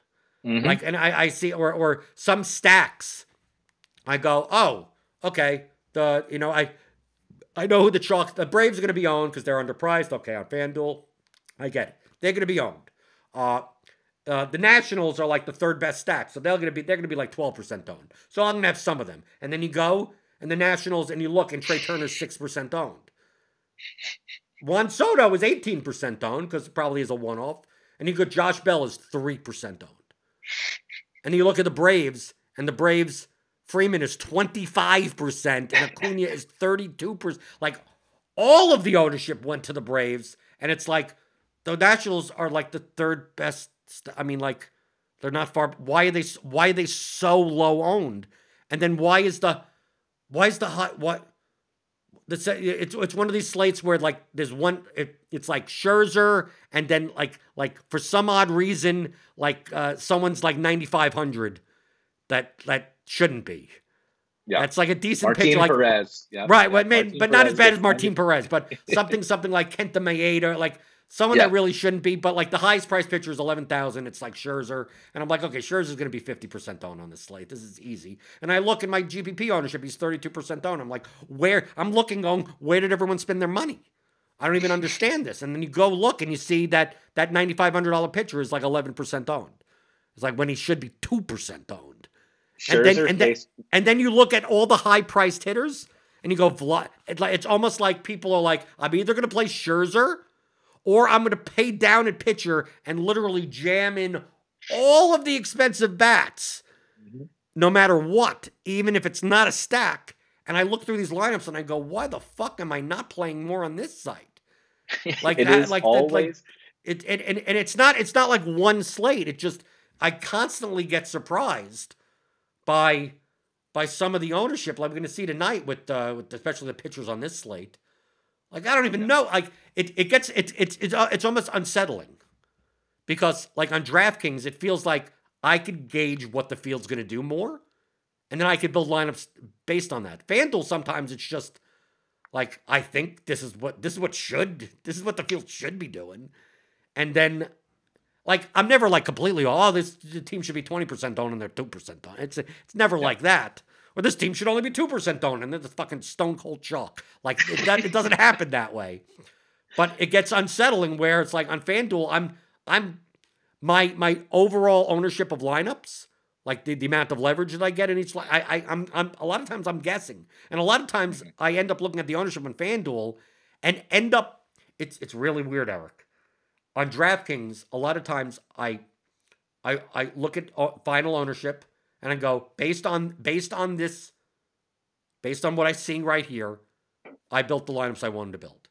Like that's what you should be doing. No, not based on the results. Just like had I known this ownership before the slate, would I have built all these lineups the way that I did?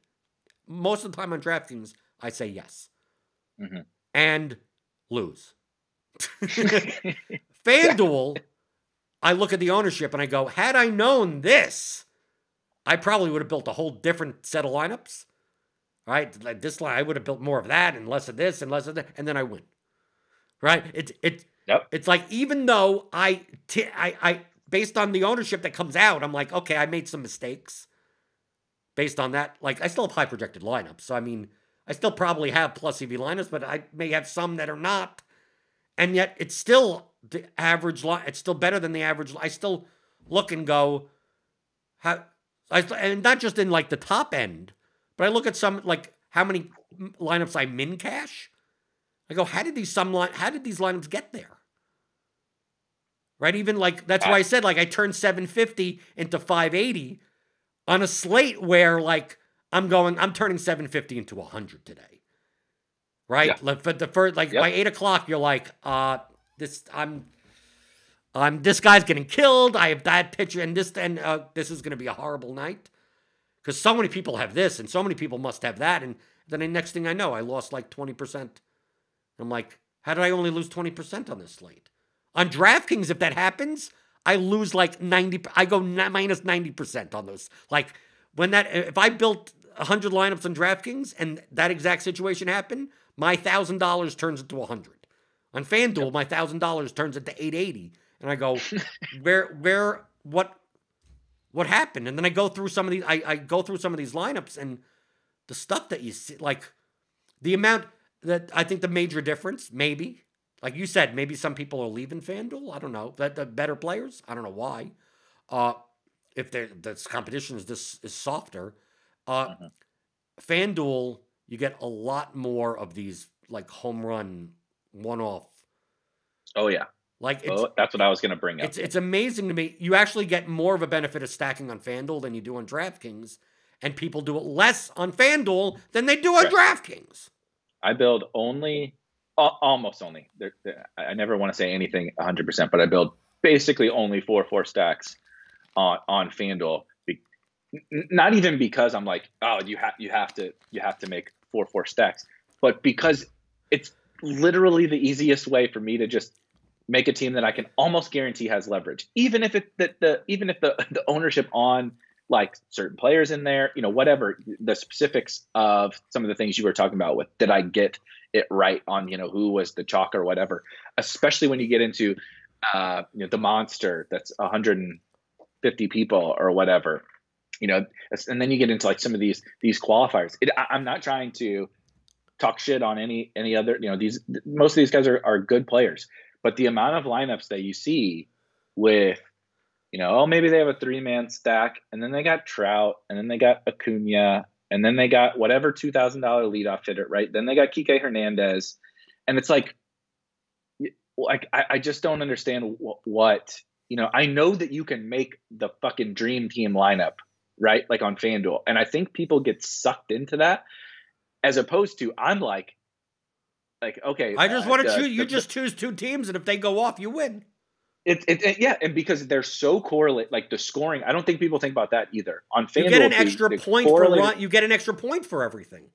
Yeah, and even more, right? Or what? 1.6, right? It's like 1.3 and 1.6. Yeah. See, I don't even know I should probably know the exact fucking scoring, but it does, because it doesn't even matter that much. But people don't think about it. It's like, dude, yes, that you played Kike Hernandez and I played Matt Beattie, right, in my Dodger stack. It's like Mookie Betts wasn't some super contrarian thing, but everybody plays Mookie and Seager and Muncy, and then I play Beattie and they play Kike Hernandez. It's like, Jesus fucking Christ! One thing, my Beattie is 2% in this 200-man field, and you have Kike at 45 at 45%. It's like, but that's just an example, but the crux of the kind of things that happen. The other thing.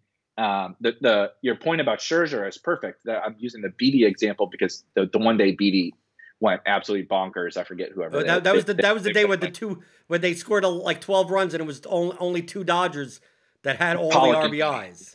Yeah, Pollock and Beattie. Three home runs and Beattie hit like 2 home runs in the first 3 innings and had like 8 RBIs. It was crazy, but that slate was like, and Betts is sitting there with 0. Yeah, and I faded.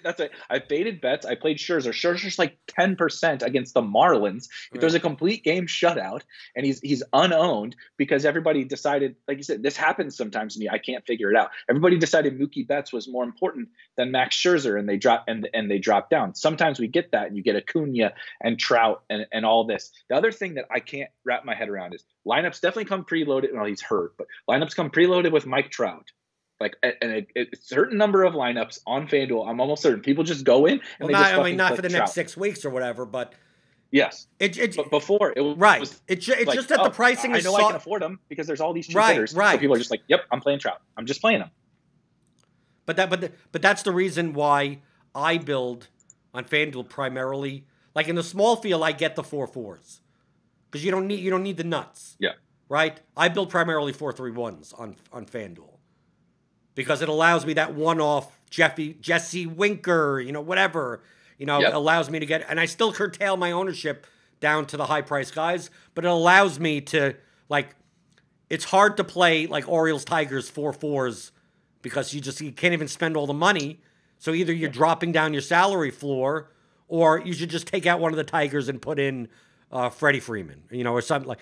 But a lot of the times on the large slates on FanDuel, what I'm doing is I'm playing the lesser owned of the higher price. Like, it's Trout versus, some shitbag on the mound or something like that. Yep. Right? And they have a 5.7 implied total or something. Or Acuna is in Colorado and he's 62. I mean, like that type of thing. And so everyone's playing him, and it's like, no, I'll play Bryce Harper. Right? Yeah. Like I'll still pay Castellanos. up. Right. I'm playing something like that. So I'm still spending the money. So I'm not playing Jacoby Jones in the Tiger stack and the 4-4. I'm taking him out and putting Nick Castellanos in because he's a much better hitter. But I didn't move my ownership.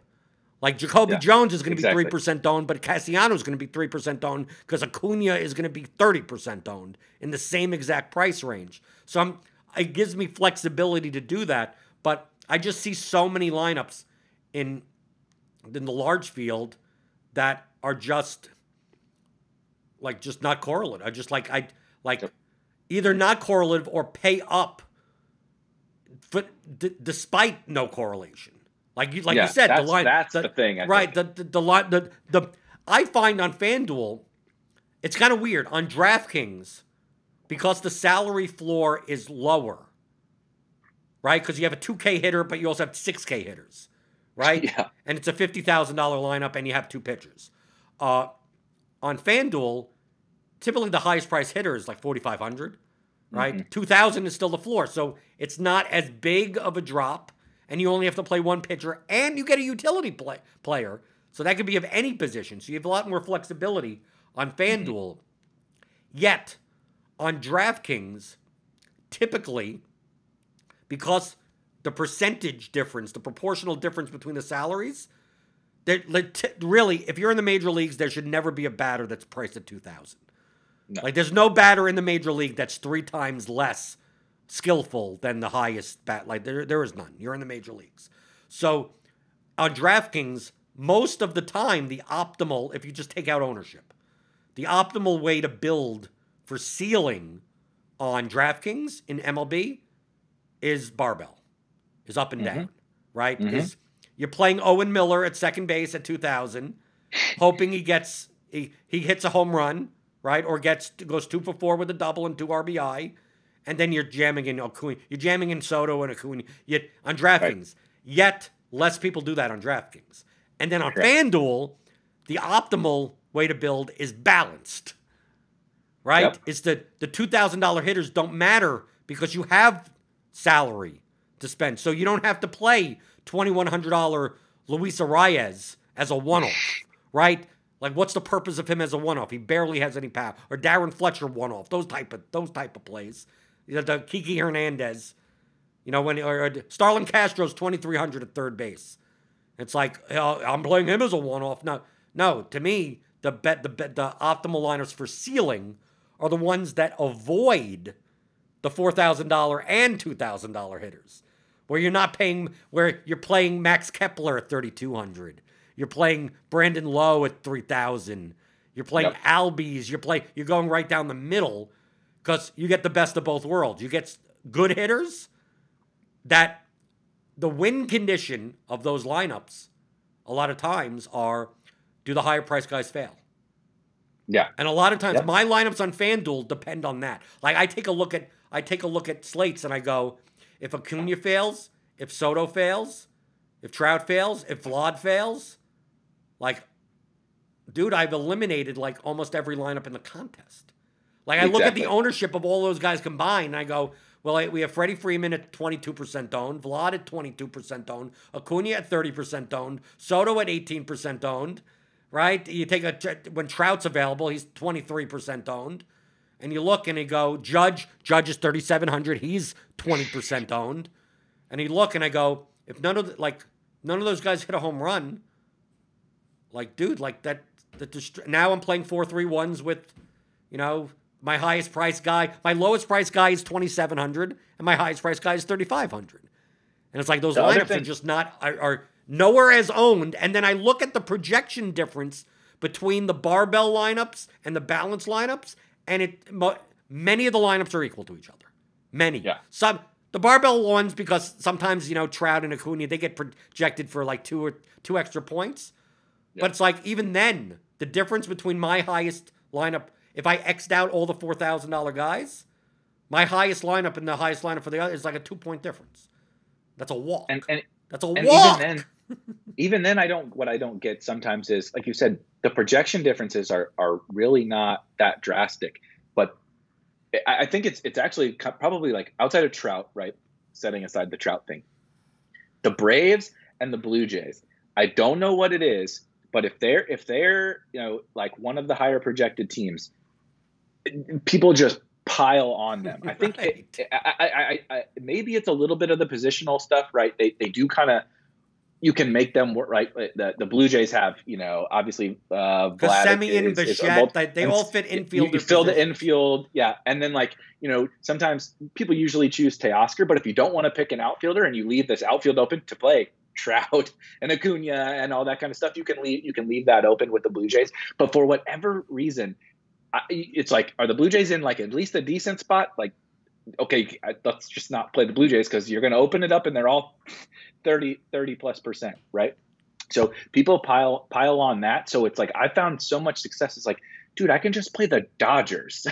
I can just play the Reds. You know, that's what you were talking about the Winker thing. So you can even get the Reds are a little barbell-ish, you know, because like Castellanos is expensive and Winker has gotten to be expensive. But it was like, okay, Moustakas was, you know, and Suarez are, I'm not giving up. Maybe I'm giving up a little projection, but I'm not giving up upside. These guys Suarez hit like 50 home runs 2 years ago, you know, and he's 2% because everybody's going and getting Bichette, right? So this is kind of that middle ground, but I'm also using a little bit of the expensive other stacks. So I'm using kind of both of what you talked about, right? You're like, well, instead of playing Trout, now I'm including it in my stack. I'm playing Castellanos and I'm playing Winker instead of the expensive Trout, right? And then I'm also, you know, sometimes using the middle, right? Like I'll use Moustakas. Everybody's going down at whatever, second or third or whatever. And I'll use, you know, this middle ground on this stack. That's like, it's an awesome stack. And on DK, they're all $6,000. It's like, I can't even fit the freaking Reds on DraftKings because they're $1 million, but yet still here on FanDuel, they're totally unowned because everyone has this absurd obsession with either, you know, a couple particular stacks or they use the savings that they get on these good projections to get Trout and Acuna, right? So they have this weird, you know, they might have a 3-man or they might even have a 4-man, but then around the 3-man, 4-man is this barbell. So it's just these little nuances of FanDuel that honestly, like you said, I can't figure out perfectly, but I know that I can really get a lot of leverage on the field just through like really super simple and easy things. And I think like you said, I get it perfect a lot less on FanDuel, but I think that matters a lot less on FanDuel than it does on DraftKings. Like if I open up, you know, this 1,500 tonight and I fuck up the ownership or I screw up my team, it's like I'm pretty dead.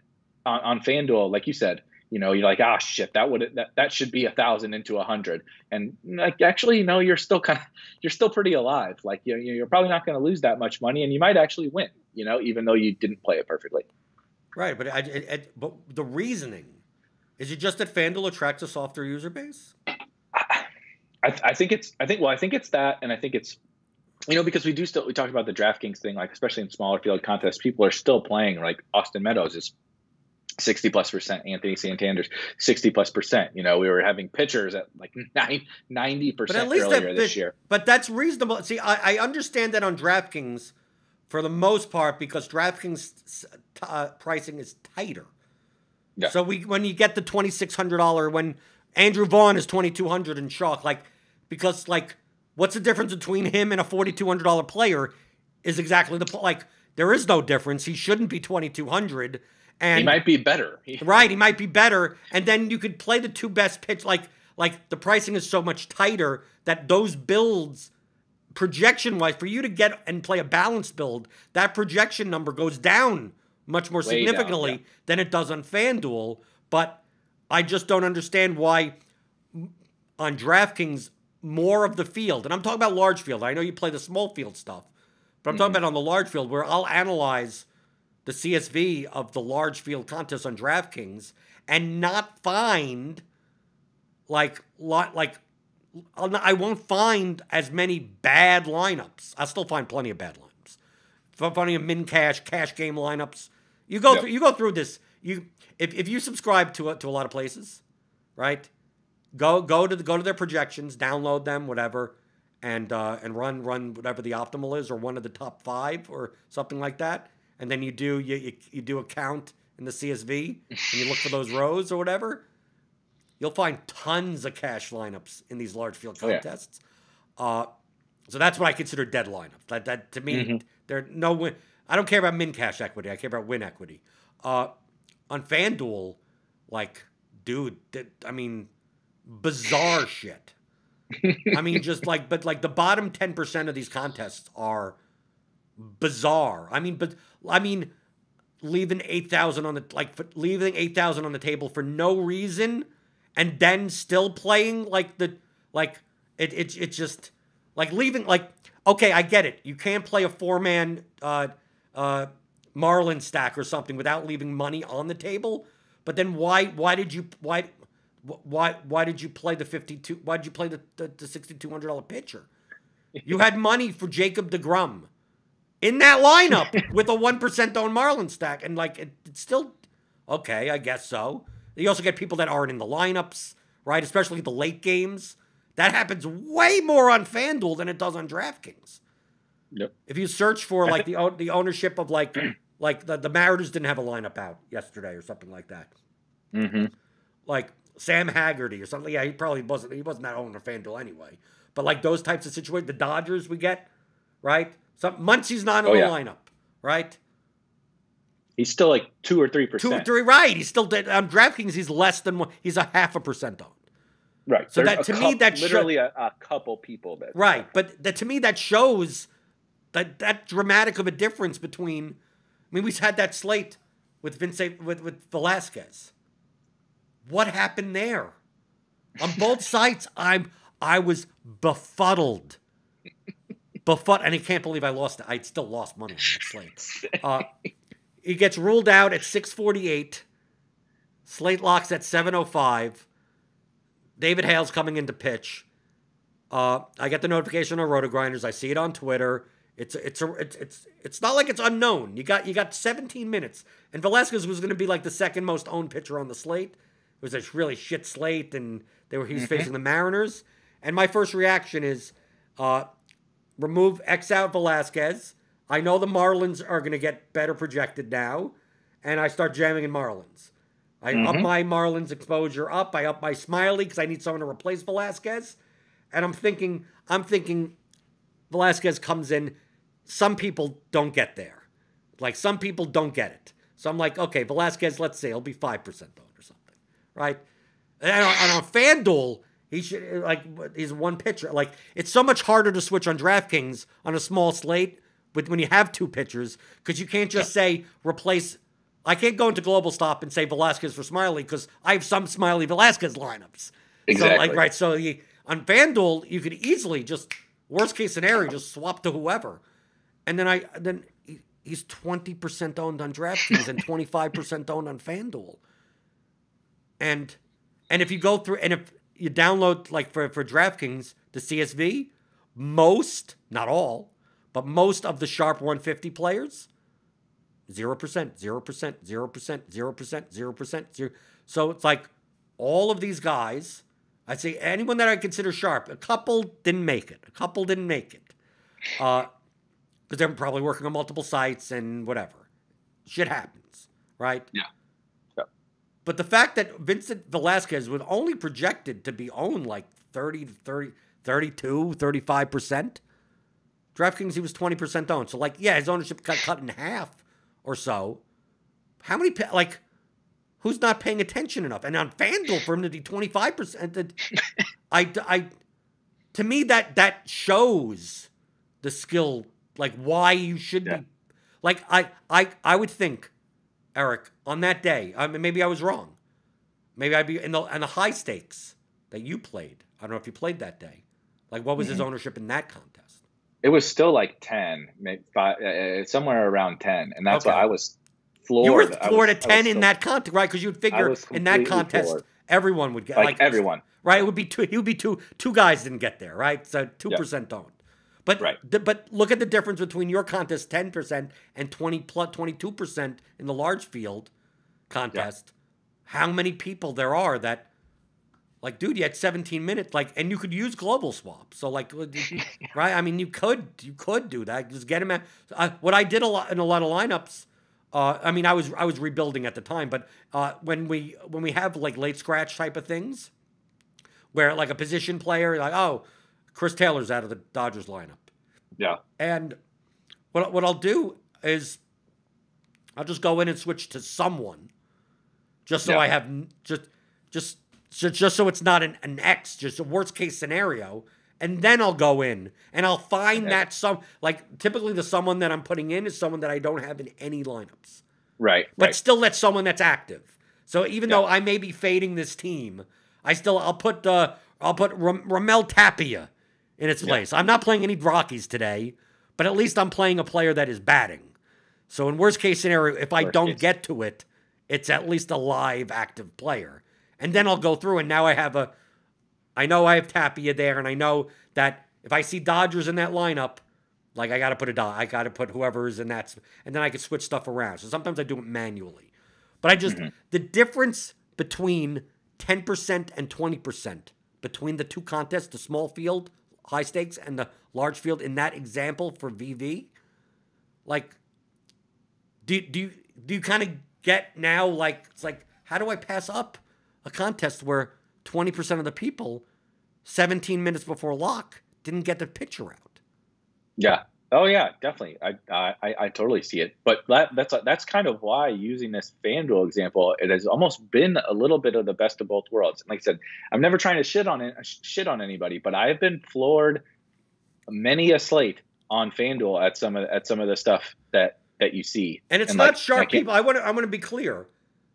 It's not the sharp. It's like what I'm saying is not like, all the good players on FanDuel aren't doing this. No, the good players are playing the good lineup. I mean, I look at good players' lineups on FanDuel and go, okay, these are good lineups. I look through all of them. It's just that how much a percent? Why are some guys 15% under-owned for no reason and 15% over-owned for no reason other than you can spend, like, to me, it's like, because you could spend the money, or people are prioritizing bats over pitchers, which on FanDuel makes less sense than DraftKings. And sometimes it's the opposite, like, right? Like you said. So then you get Scherzer, the random slate where Scherzer against the Marlins. I'm like, everyone can afford him. He's far and away the best play. And then you open it up and he's 10% because everybody wanted Trout and Betts and Acuna or whatever. And then, like you said, now this compounding factor, where it's like, okay, everybody wanted those guys, but they don't have them in any stacks. So now they all have the same one-offs. They all, and it's like they all have the Blue Jays. It's like, what are we even doing here? Your lineup is actually less different than what you think it is. Like we talked about last week. Yes, exactly. Well, like we had that one slate yet last week, for instance, where Paddock was underpriced, right? 6,300. Right, against the Mariners on FanDuel, right? I obviously played a lot of them. I mean, because he shouldn't have been 6,300. But the problem with those lineups were, like, dude, you could build the dream. You could build a dream team of bats. So, but knowing that, I'm going, how do I make these lower? How do I make these lower owned? And if I can't, I'm just going to have to play less Paddock. I was preparing on playing like 60%. 65% Paddock on that slate, and I think I ended up playing like 40 because I was just getting too much of like the high-priced guy, and I was putting my min salary at like 48.5, right? So I could go from a 4K guy to a $2,500 guy, and I'm still getting so much of these because I'm playing 4-3-1. So my one-offs, either my one-off is Trout or Acuna, whoever, high-priced guy. Or I'm getting the stack of that team of that guy, right? Because it's just trying to jam in median fantasy points. And I'm like, and then what ends up, and Paddock is still only like 22% owned. And I'm like, what? Why is he still low? Why? Like that's one of those things where I'm like, I purposely played less Paddock because these higher priced batters are going to be over-owned. They still were over-owned, but Paddock was under-owned because people, instead of playing Paddock, I'm going to play whoever, Kyle Freeland, another $6,200 pitcher, or so. FanDuel, I legitimately don't get these owners. Most of these slates, I just don't get. But it's exploitable. But how do I calculate when how could the same way that I would look at DraftKings, I could pinpoint. I could, by experience, just look. And, like, even if I didn't have RotoGrinders ownership projections or look around the industry, I'd probably be able to get within 5% of pretty much every player on DraftKings. Yeah. It's directionally accurate. Directionally, yeah. Right. If it's 32%, he ends up 38%. Who's going to be higher owned? And I could get that on DraftKings, and then on FanDuel. Rankings, right? I can create a leaderboard. Right, rankings. And on FanDuel, I look and I go, why is Wheeler only 29% owned on the slate? He's 10.5. He's facing the Marlins, and you have no one to spend up on. Well, apparently you have everyone to spend up on, but why are you going to spend up for every player? Because you can't stack it. You can't even stack that way. Like, that's the problem. It's like I'm stacking, so it's like I can't play Acuna and Soto in the same lineup unless I'm playing Braves Nationals, which just so happens to be the goddamn chalk, right? So like I'm not going to play that. Exactly what I was going to say. Right, it's not going to be that. So then well, now in order for me not to play those guys, I'm going to be playing someone cheaper. And because I'm playing someone cheaper, why aren't I just paying 10-5 for Wheeler? So I'm thinking this, so I'm like, there has to be many lineups that are going to be. I'm assuming Wheeler's going to be 40+% owned. He comes into 23, and I go, what lineups are people? How are they building lineups where you need to save money on pitcher, and it's because Acuna is 36% owned, and Soto is 38%. Like you're just making this too easy on me. Soto over the weekend on Sunday, Soto was 40.6% owned on FanDuel in large field, 0. That's I think I came in. That's where I came in 10th place. I think I came in 10th place on that day, and it's not like I didn't have Soto. I still had Soto in like 18% of my lineups or something. But it's like, well, if you don't play Soto, you got to leave money on the table or not play. Like then do that. It just seems like less of the field, less of the casual end.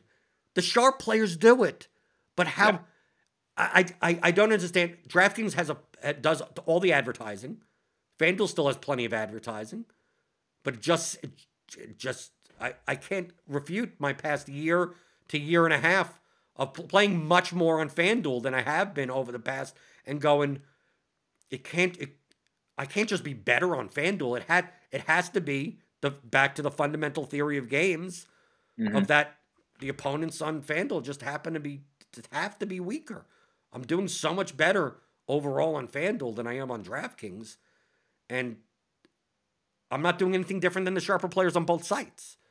Yeah. So like it has to be that the volume number of weaker players has to exist more on FanDuel. Exactly. And I think I definitely believe that. And I believe that to be the case, even like you said, we talk about it on DraftKings a lot, where it's like, look, in these smaller fields, especially as you move up in stakes, it is a lot of there's a lot less of the weaker competition, and there's less of the weaker competition as you move up in stakes on FanDuel. But I still firmly believe that like it's almost like the perfect sweet spot for me, right? Like we've talked about all these different factors as to why it's better for me personally to play smaller field and single entry and all that kind of stuff. So then you find FanDuel, and I'm like, there's still dead money here, right? Like this is like, this is $500 to get in, but there's still dead money in these contests. But on DraftKings, really on DraftKings, you take a look sometimes at these like 50-man type high stakes stuff, and I look at see who's entered, and it's like I recognize literally every name in the contest. Yep. And then on FanDuel, you could do the same thing, and it's a 50-man, and there's like maybe 6 or 7 names in there that don't even. There may be 2 that don't even have a badge. Yeah, exactly. It happens, and this happens every day. So I think that is definitely part of it. That like for any bankroll, for any style of player, I really do believe, and maybe this will change. Maybe people will listen to this and they're like, Jesus, yeah, why am I not playing on FanDuel? I don't know the reason behind it exactly, but I do believe it to be true, at least for right now. Another thing. And then maybe, not keep beating home this FanDuel point, and we'll wrap up. But the pricing on DraftKings, we talk about the barbell thing, but also in general, there are only so many cheap stacks, and a lot of stacks are expensive. So from a roster construction perspective, there's kind of only so much you can do, without like totally flipping the build and changing kind of how you optimally would look at a slate, right? Like we've talked about like the Cubs. Remember the Cubs were against like Scooble or whatever. Like every Cubs hitter was $6,000. Right. Every Cubs hitter was $6,000. But there's also more of those, And then if you want to play the cheap guys, there's those cheap like one-off hitters, and we have plenty of those. But like most of the stacks are kind of jumbled in the middle, right? The Reds have a few expensive hitters and then a few middle hitters, and the average cost is $4,200. and that's kind of like how even at the beginning of the year, like even the Mariners were like that, right? Like Kyle Seager's 4,800 and Haniger's 4,400, and yeah, they have a couple of cheap guys, but in general, the overall stack cost is whatever. On FanDuel, it's like there's like the Braves. If you want to spend, it's the Braves, maybe the Blue Jays, Red Sox, Dodgers, and Mike Trout. And so everybody, there's like one expensive stack that everybody is jamming in, and then there's all this middle ground, right? Even there's times the Dodgers, it's like Turner is 3,200 and Seager's 3,500, and if Mookie was expensive, but it's like Pollock is 2,400.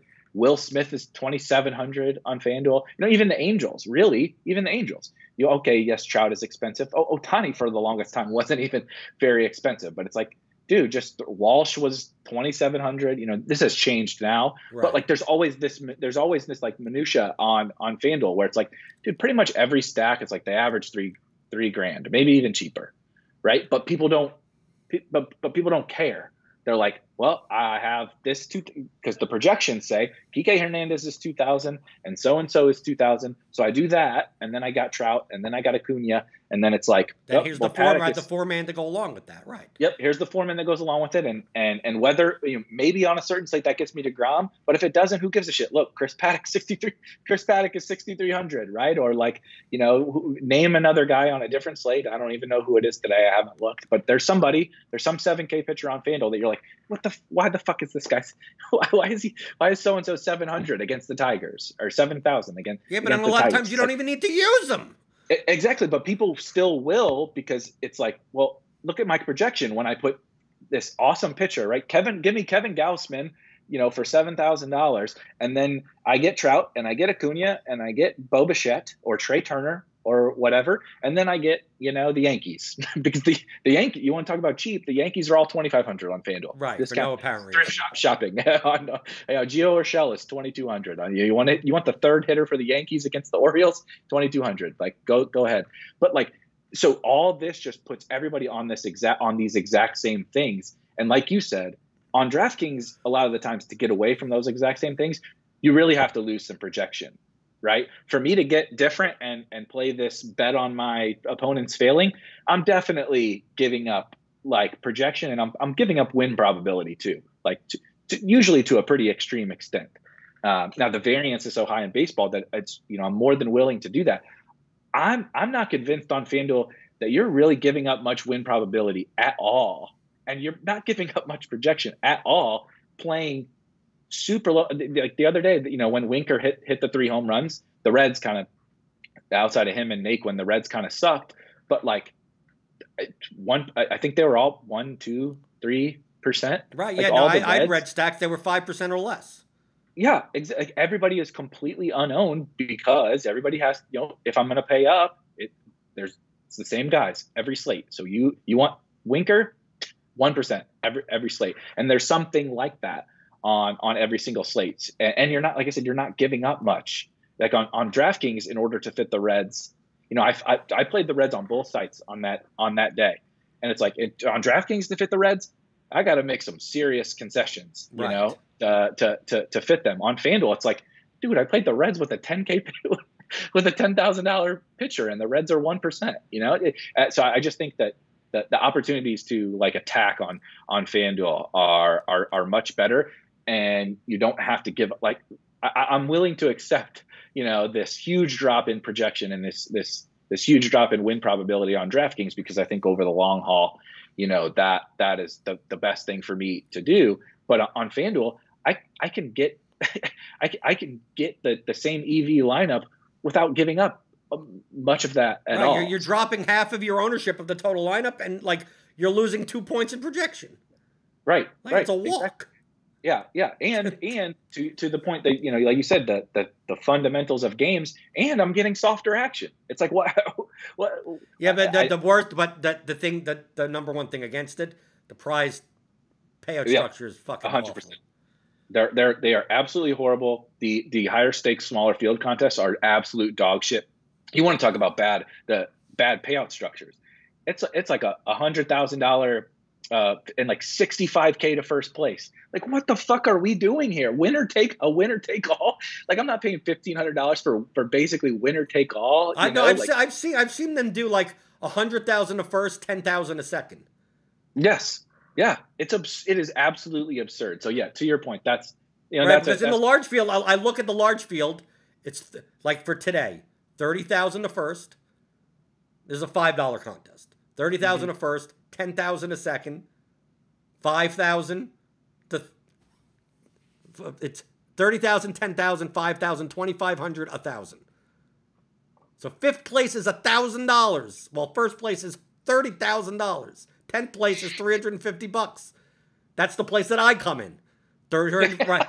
Right? Yeah. I come in 7th. You see why I could have all these top 10 finishes and not have a top 2 and still be down money on the season. Right. Like, I'm looking at their big, like, it's mostly mid stakes, which is the other thing that happens when they have the jumbo home run today. It's $150 to get in. There's 2,200 people. It's $300,000 prize pool, and it's $100K to first place. And second place is 20, third is 10, and you get to, you got 10th place. Here's $1,000. Here's $1,000. You know what I mean? You paid $150 to get into this. You got 10th.